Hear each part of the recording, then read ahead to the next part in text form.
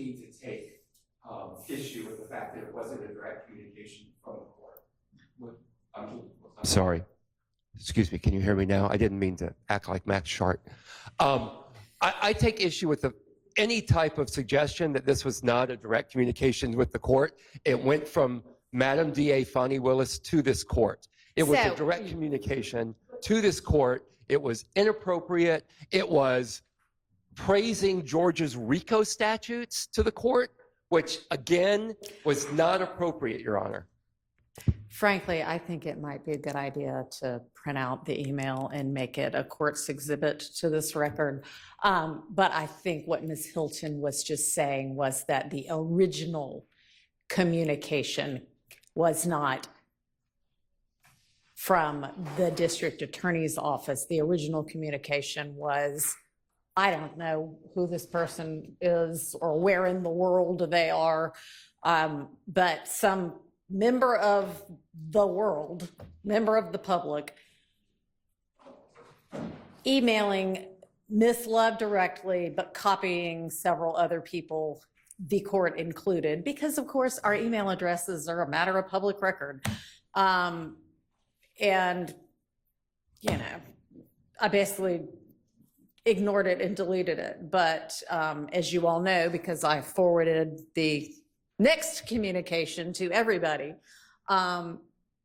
the elected DA, Ms. Willis,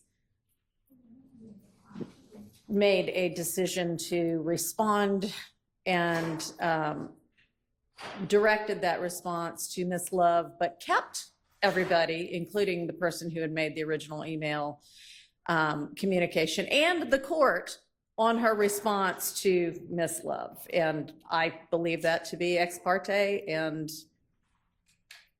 that is the reason why as soon as I read it, I had Ms. Persifield forward it to all counsel, because I don't think that should be going on. I certainly appreciated that, Your Honor. And the court really has ignored entirely the substance of the communication, because the court is not making any decisions based on whether I think the RICO statute is good or bad. That's not what judges do. The legislature enacts statutes. I apply them hopefully correctly. And I have no or concern. whether anybody thinks any attorney is doing a good or a bad job. I'm just sitting here trying to follow the law. Yeah, and I'm not concerned about any impact on the court from that communication. Yeah. It's just the Shouldn't be communication happening. itself. Thank Yeah. you. If your paycheck isn't for a couple of days, but you're needing some money now, I got you. So Dave Extra Cash has been my absolute life. So Ms. Persifield, if you don't mind printing that out. And I have no idea what court exhibit number we're on, but if somebody can figure that out, we'll number it. Court's exhibit number, whatever the next one is. Do you know? Your Honor, our numbering system is broken down by act, which is why we have the different letters. So Oh, no. Court exhibits. I will check that, Your Honor. We don't. Your Honor. I mean, I don't know either, but somebody does. The court reporter, or the last court reporter, maybe. But anyway, we'll get that figured out and make that a court's exhibit. Okay.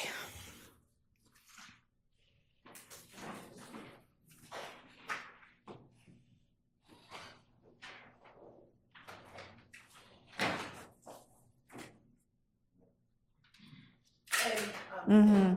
Sprinkle is on his way. Okay, thank you.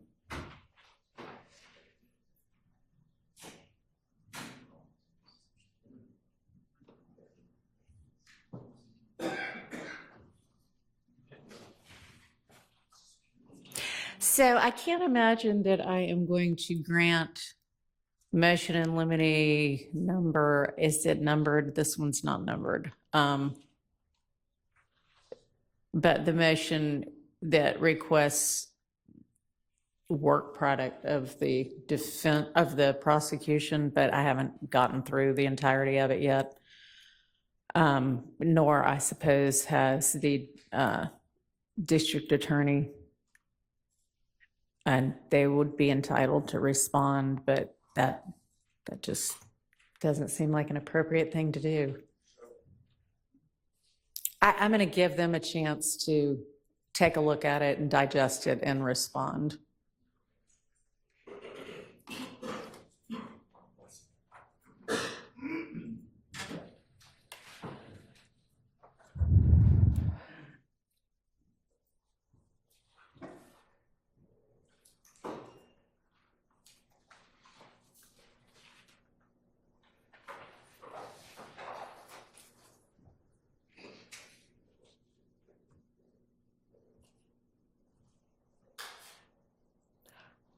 All right, I think probably on all of motion number 65, I'm apparently looking at them out of order, but, and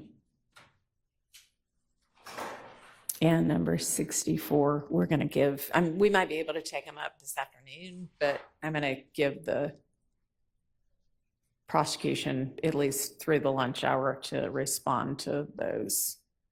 So we'll address those after lunch. Okay.